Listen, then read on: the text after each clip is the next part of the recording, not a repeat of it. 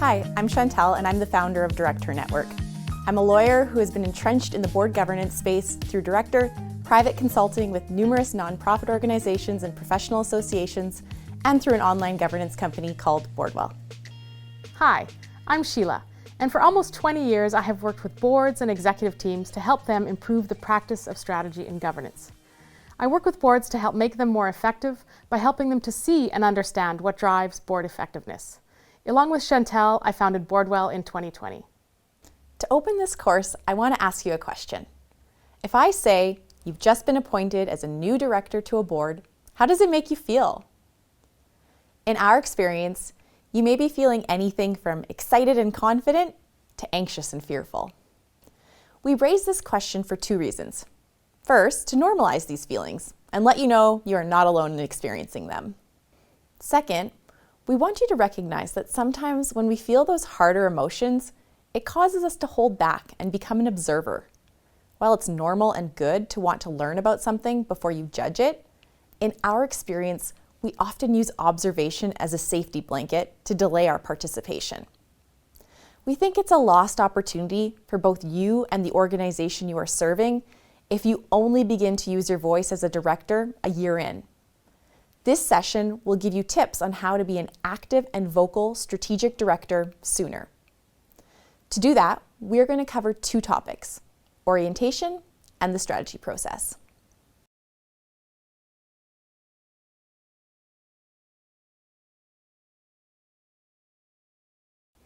You may be asking, if this session is about strategy, why are we talking about orientation?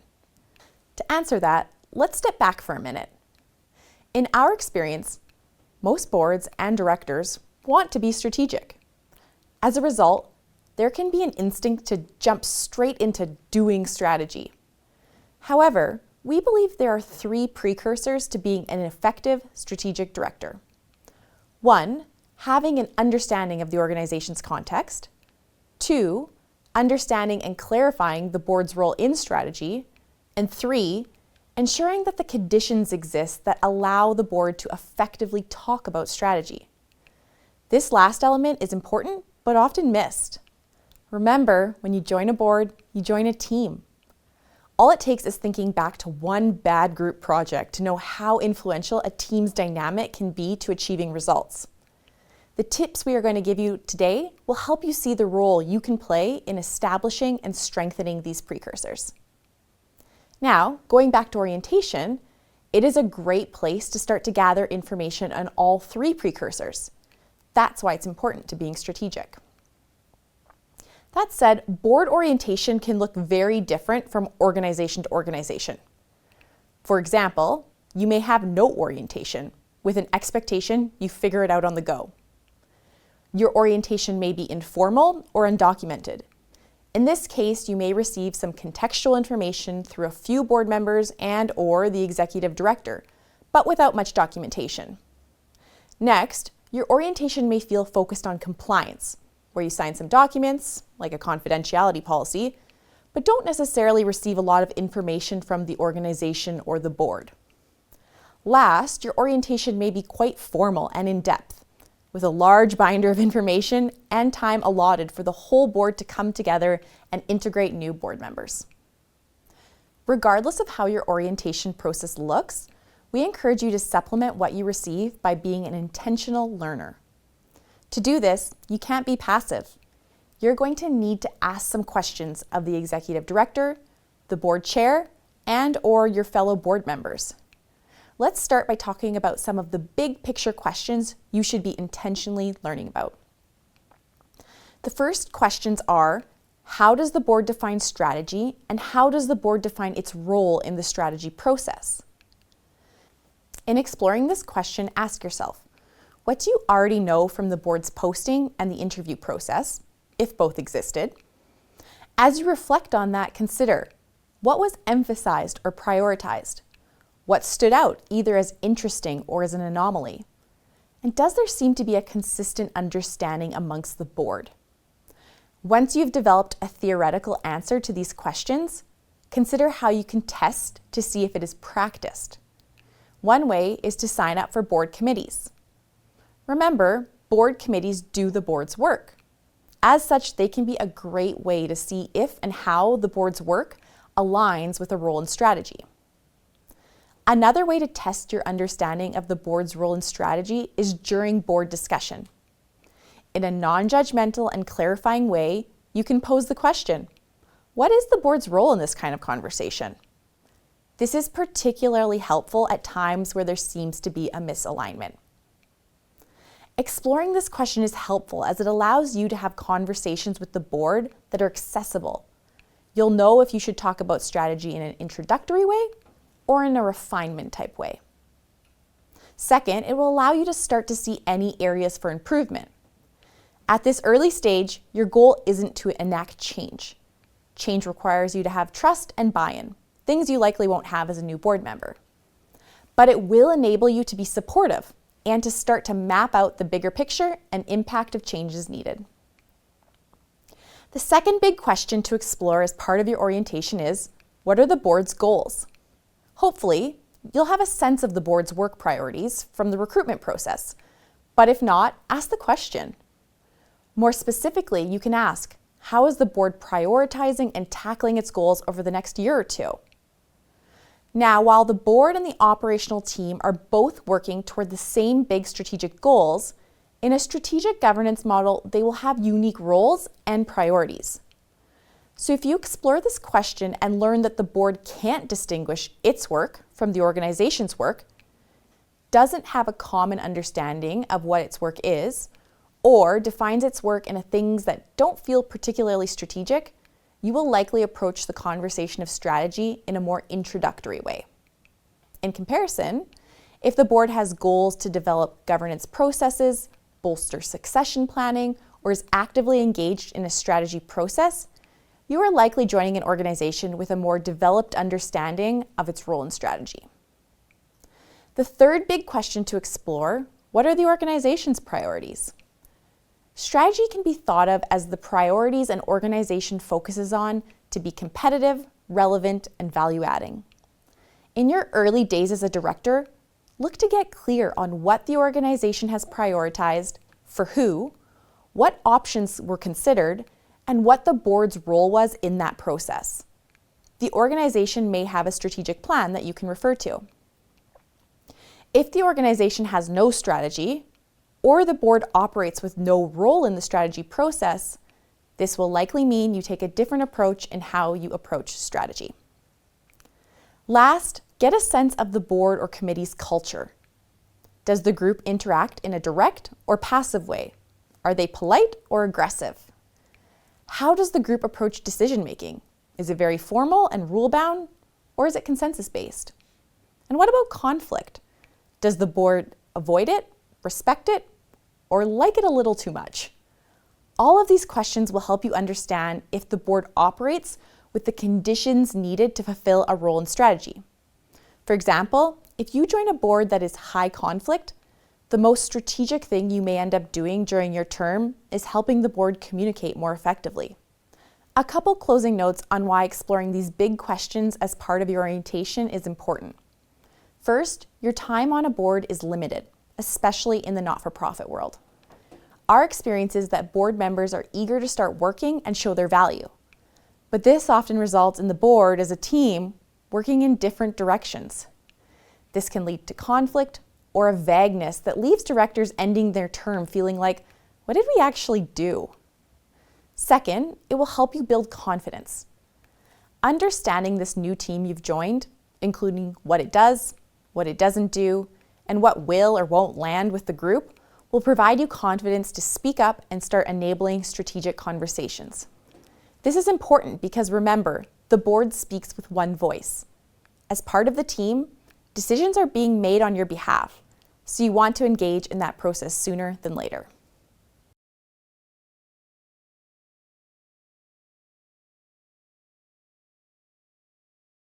Now that we've covered some high-level questions to explore, let's talk about some more granular things you can do to support your own orientation.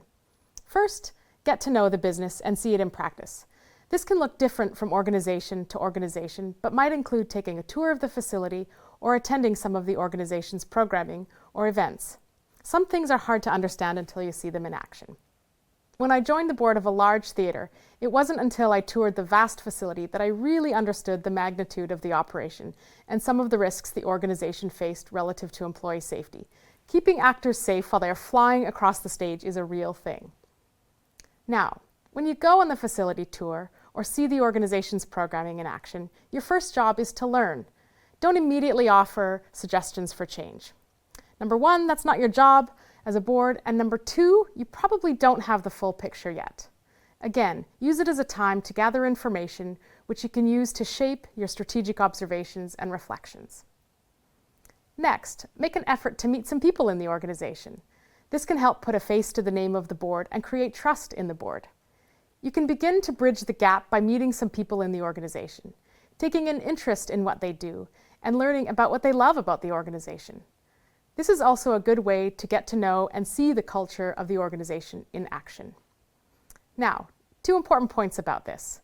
You want the executive director and likely your board chair to know that you are out and about meeting people. You don't want to be seen as wading into operations or diminishing the executive director's authority with staff. Similar to the previous point, use this as an opportunity to be an enthusiastic and curious learner, not a critic. The first 2 points we've discussed allude to an important fact. As a board member, one of your roles is to assess, to judge the strategy and performance of the organization. And to do this, you need to understand the organization. You simply can't govern an organization that you don't understand. So to get to know the organization, you've got to study its business model and get to know its structure and strategy.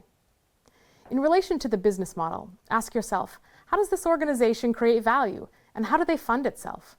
Who are its stakeholders and customers and how do we address them? What processes and skills are required for the organization to be successful, and do we have them? In relation to structure, it's helpful to know how the organization is structured, who the key leaders are, and generally what they're responsible for. In relation to strategy, start with a review of the organization's strategic plan, priorities, or goals. If you find that the organization doesn't have a strategy, that's a helpful observation in and of itself. The last thing you can do to support your orientation is to prepare yourself. This means asking for relevant documents, reviewing them, and concluding something about your role, about the strategy of the organization, its risks, its aspirations, and its history. As part of your self-led orientation, do some external research on the industry, what competitors are doing on a specific issue that's emerging as important to the sector or to the organization. This will help you to formulate your own perspective rather than relying only on the information that you have been provided. Remember, great directors work hard to ensure that they think independently. They read and analyze information they are provided and bolster their thinking with research or with conversations with others, of course, only about non-confidential matters. The goal of this supplemental orientation work is to understand the current state. And this is important because understanding the current state allows you, along with the rest of the board, to start to ask great questions. Like, are we moving in the right direction? Are we clear about what success looks like? Have we appropriately addressed risks? If you find it challenging to phrase questions and to understand the current state, you may find this template helpful. First, share your observation, and then a question that emerges from that observation. Let's consider an example. Say you are a university student and you join the Director Network Board. You read the strategic plan, you talk to the executive director, and start thinking about your experiences and that of your peers. You reflect for a bit, and you share the following observation-question combo. Within my friend group, I've observed that there's a lot of interest in volunteering and growing leadership skills. There's a number of products and services aligned to these goals, and they do a good job of marketing to youth on social media platforms, but people don't know which resources to trust. And as I understand it, DirectHer has a focus on elevating communities of women and gender-diverse people who are new or newer to governance. So what I'm wondering is, how is DirectHer positioning itself to connect with youth amongst all of the noise? Some closing thoughts on taking a DIY approach to your orientation. Number one, it's okay to be visible, and staff usually appreciate the extra interest and commitment. Number two, be respectful of the board's role as compared to the executive director's role. Number three, if you can, try and meet with the board chair before the first meeting to go over the agenda and be briefed on the discussion topics. Why is the board discussing them? What is the history of the item? What decision is the board trying to shape or make? This will go a long way to help you contribute in your first meeting. And fourth, And maybe most importantly, if through your DIY approach to orientation you learn something that could be valuable to future board members, offer it as a suggestion to the board. Governance is always evolving and always being built upon.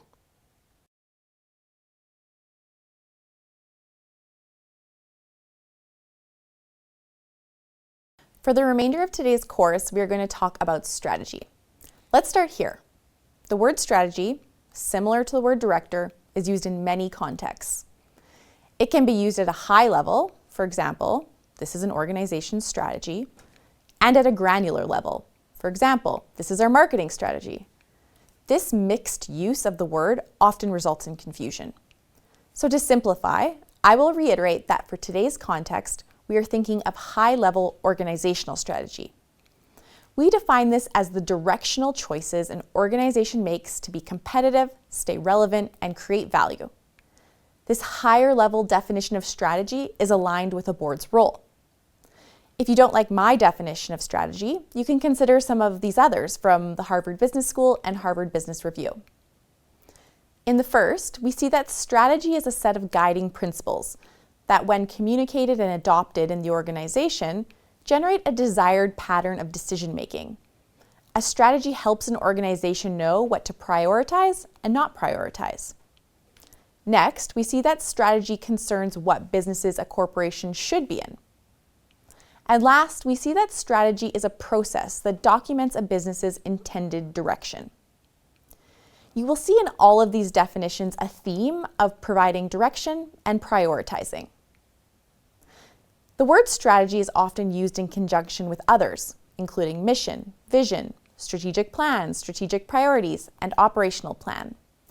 Unfortunately, all of these words can take on a myriad of different meanings. So next, we are going to provide you with some simple definitions. For each definition, I'll share with you an example of how that definition could translate for DirectHer network. First, we start with vision. This is the future state. It's the big goal or the problem solved. For DirectHer, this could be that boards are gender diverse, representative, and inclusive. Next is mission. This is a succinct statement on how the big goal will be achieved. For DirectHer, this could be lifting the veil on governance. That being, opening the traditionally exclusive world of board governance to an expanded pool of women and gender diverse people. Now, a mission can be achieved in a number of ways. A strategy is a description of the directional choices the organization will make to achieve the mission. Strategy requires prioritization. As such, it's often equally important to consider what you are and are not focusing on. So for DirectHer, a strategy could be to target women and gender diverse people who are new or newer to governance through accessible and relatable products. Lastly, let's define the operational plan. These are the operational choices that will advance the strategy and the strategic priorities, often defined on an annual basis. The operational plan is generally delegated to the operational leader. In DirectHer's example, one choice that could be made in the operational plan would be to film our content and make it accessible on demand. You can see how that aligns with the vision, mission, and strategy. Now, once again, if you don't like our definitions, consider some others. Here is one from Michael Watkins. One important piece of this definition is the last sentence. Together, the mission, network, strategy, and vision define the strategic direction for a business. What Michael Watkins is saying is that all of these components work together to form an organization's strategic direction. As a result, as a director, it's important to have some familiarity with the language, as you will likely be interacting with all of these components.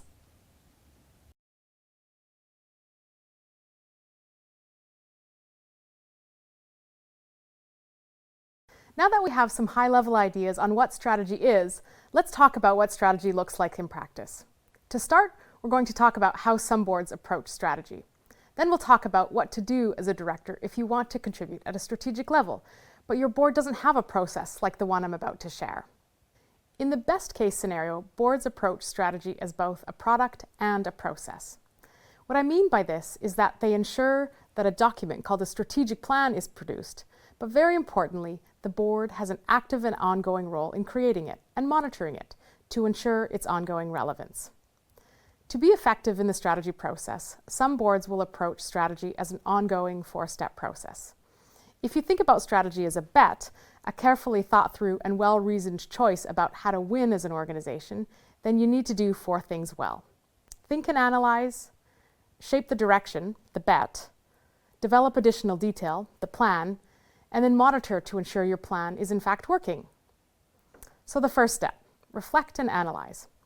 This phase is often initiated by the organizational leader or the executive director, who brings their understanding of the organization's strategic environment and the choices to be made.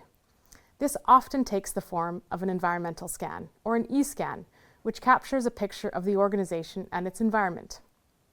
A pest analysis looks at what is occurring or likely to occur in the political, economic, social, and technological environment, and what impact these factors have on the organization. A SWOT analysis looks at the organization's strengths, weaknesses, opportunities, and threats from an internal and external perspective. With these analyses, the board's role is to reflect on and explore what is presented and to add to it. It's a time to open up the discussion and to test the underlying assumptions. This is the blue sky thinking part of the process, where you should ask big questions, explore big aspirations, and think about what the future could look like or what it will mean for the organization. In this first phase, the intent is not to come to final conclusions. Rather, it's to develop questions that you need to understand before conclusions can be made. And to us, it's a really good sign if after some significant discussion, there are a couple of big questions that the executive director and board have to gather information on and think further about. This shouldn't be an easy process. The next phase is about shaping directional intent. Through your discussion, the board and ED should start to shape some preliminary conclusions about long-term direction and intent for the organization. You should start to conclude on questions like, what is our winning aspiration? What specifically does long-term success look like? Where are we taking the organization and why? How will we be differentiated from others in our sector? And what is unique about our organization and its offering? These conclusions should feed further discussions about the organization's vision, its mission, or its strategic priorities, potentially identifying the need for changes. And now just a note on strategic priorities. You want to keep these concise. It's really hard for an organization to effectively advance more than 3 or 4 priorities in a given year. As a result of all the great discussion and thinking that happens in the first 2 phases, the board and executive director are now on the same page as to where the organization is going. And this enables the executive director to develop a detailed strategic plan that defines the priorities and activities that will be undertaken to achieve the vision of the organization. Ultimately, the board has a role in approving the strategic plan. Working with the ED, they must ensure that risks are contemplated and aligned with the organization's risk tolerance, and define performance metrics that will be used by the board and ED to assess progress and performance. Once the strategic plan is approved, the board needs to ensure its ongoing relevance. As part of its standing work, the board should be tracking performance against the defined metrics, discussing trends impacting the strategy, and when needed, adapting the strategy. I often get asked, how long is a strategic plan good for? You may see 1 or 3 or 5 or 10-year strategic plans. And my response is always that it's good until it's not. A big part of being on a board is constantly scanning the environment for significant changes that might change the bet your strategy is built on. This is the essential sense-making, foresight, and insight role that strategic boards play. And an obvious example of this is COVID. For so many organizations, their strategic focus had to shift regardless of the fact that they were kind of midway through the strategic plan.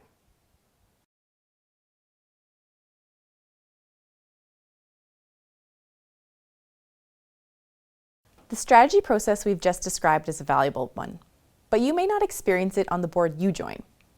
So what do you do if you join a board without a strategy process, but you still want to build skills as a strategic director?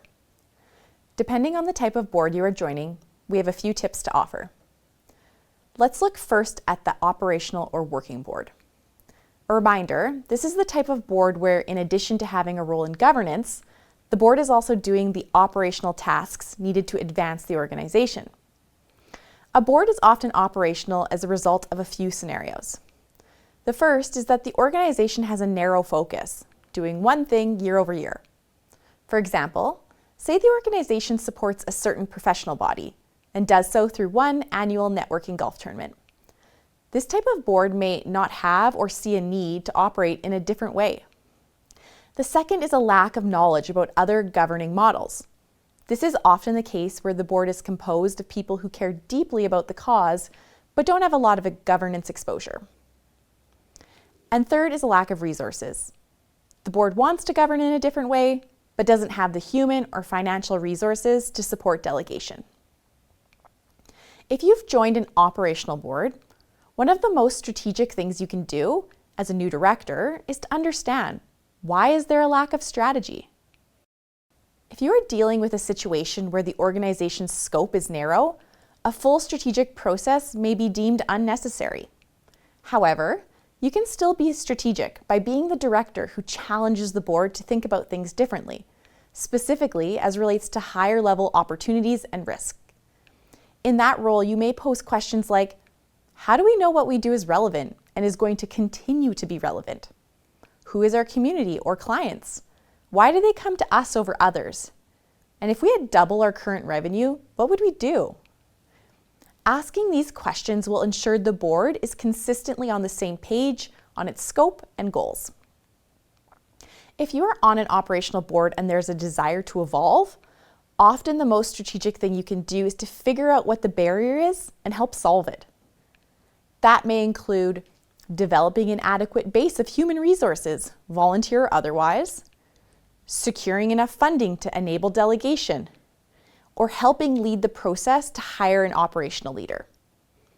Some of these steps sound operational, and they are, but they may be necessary to give your board the capacity to be strategic in the future. As you help a board build the capacity to be strategic, it's also helpful for the group to define why the change is needed. This may happen by introducing questions like, what do we do best?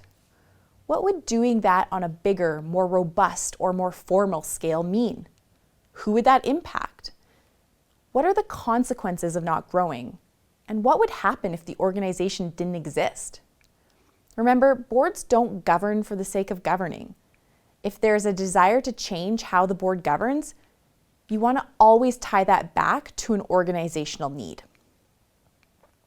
If you join a board that defines its role primarily in approvals, what we called a passive board in Board Basics, your first strategic step is to similarly understand why the board doesn't play a role in strategy. Some common reasons you may uncover include, 1, that there is an overall lack of strategy in the organization. There may be plans, but they are shorter term and not tied to thoughtful and broad exploration of opportunity and risk. 2, there's a lack of knowledge about strategy at the board level.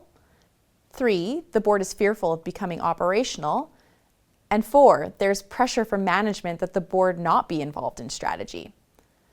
The most strategic thing you can do on this board is to help the board explore the concept of strategy in a language that is familiar with, which is one of risk. Questions you may pose to the board could include, what major assumptions underlie the directional choices we take as an organization? Are we aware of them? Are they representative of a broad array of perspectives? Are they still valid? If the board does not understand the assumptions underlying the organization's directional choices, you can follow up with additional questions, including, what's the risk of not knowing the assumptions? And what's the risk of not defining them? Last, if you join a board that does appear to have a role in strategy, you can assess whether that role is limited to a single event, like a strategic planning session, or takes place in an ongoing process. Questions to explore that distinction can include, what is the board's ongoing role in strategy? And how do board members discuss new opportunities or risks that may impact the strategy? These questions address the process side of strategy and the board's involvement in it. If you join a board that does have a role in strategy, you can contribute to strategic discussion by thinking on questions like, what are our clients' needs? How do we know? What areas of our business are dependent on each other? Where do we face the greatest risks and opportunities, internally or externally? And how predictable and reliable is our revenue model?